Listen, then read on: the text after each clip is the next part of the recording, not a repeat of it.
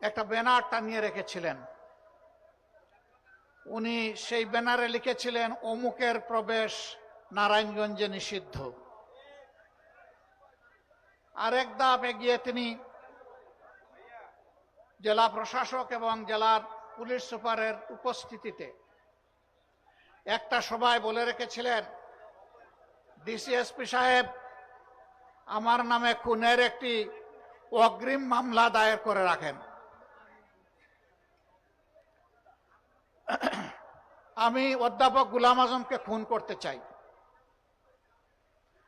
আলহামদুলিল্লাহ, স্বৈরাচারী সরকারের জুলুমের শিকার হয়ে কারাগারে তিনি থাকা অবস্থায় দুনিয়া থেকে বিদায় নিয়েছেন, কিন্তু গডফাদারের সুযোগ হয় নাই সরাসরি তাকে খুন করার।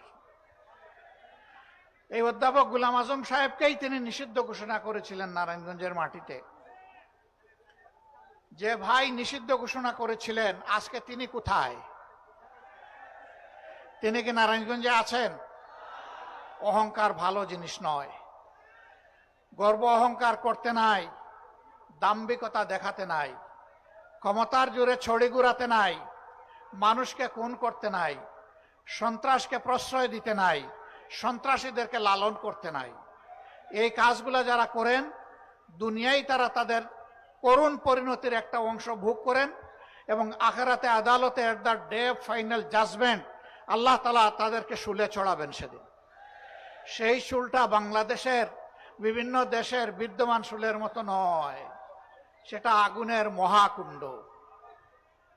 আল্লাহকে ভয় করুন, দাম্ভিকতা অহংকার পরিহার করুন, তওবা করুন, আগে মানুষ হন, তারপরে মুমিন হন।